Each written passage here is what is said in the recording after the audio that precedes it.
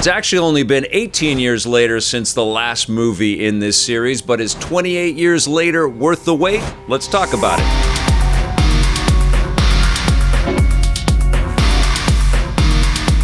I just got back in the door from seeing this movie tonight, and man, I am shook. 28 years later is something.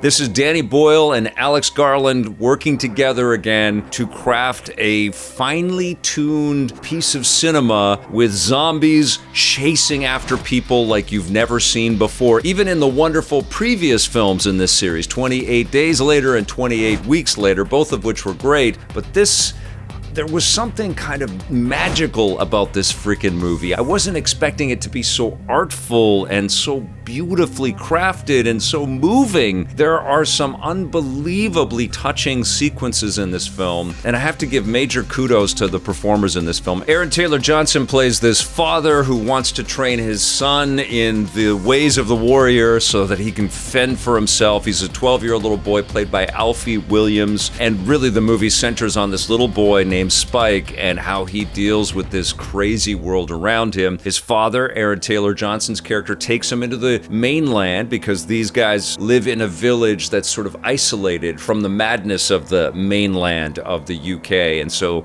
they leave their little island kind of paradise and walk into the woods, and then of course all hell breaks loose.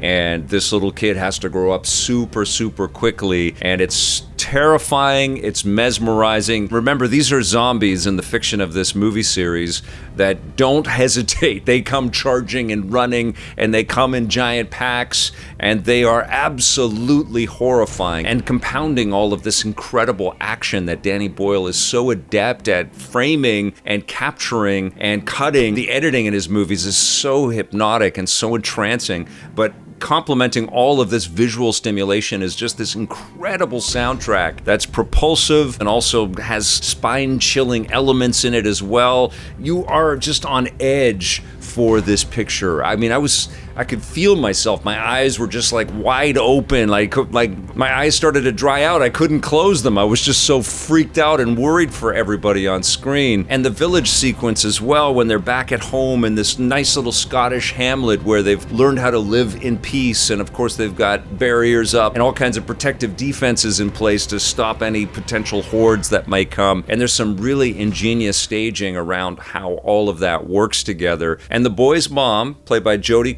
is also superb in this movie. She's going through some stuff and it's kind of ripping the family apart, so there's all kinds of sort of turmoil at home, but this is a kid that has to kind of grow up a little bit and contribute to the community. And so there's a lot of different elements at play here as we're getting to know this cast of characters. And we also encounter some other incredible monster creations, zombie type creations that I won't spoil, won't even talk about. And then we also run into Ralph Fiennes, who has an unbelievably cool and super memorable role now in this franchise. This movie was a masterwork. I mean, there's no other way to talk about it. Even in this dense and crowded sort of ocean of zombie cinema and zombie experiences, you know, whether they're video games or movies or TV shows based around video games or comic book, like it's all around us, this zombie fiction. And even with that, even with the proliferation of all of these different cool projects, somehow this rises above. I think one of the best things about it is it really gets to the heart and soul of these characters and these people in some really profound and moving ways that is distinct from the excellent work we've seen in The Walking Dead or in The Last of Us and in lots of other good zombie fiction out there. There is something really chaotic and wonderful and special around this partnership of Alex Garland's writing and Danny Boyle's directing and all of the artists that composed elements for this picture, including all of the actors that play all of these zombie creations. Everybody is giving everything they can to this movie, and you can really tell. It is an incredible work, and honestly, I just encourage you to get out there and see this movie, support fantastic work like this. Be prepared to feel uncomfortable, be prepared to feel unnerved. There's some horrifying sequences, some really shocking stuff always in these movies, but I don't know, this one is just a cut above. I don't think I'm ever going to forget what I've just witnessed here, what I've just gone through with 28 years later. Wow, it has been a long wait, but man, it has been worth it. 28 years later is marvelous. I'm going to give it a 9.5 out of 10, and there's a specific reason why I won't give it a 10, but I'm not going to spoil that.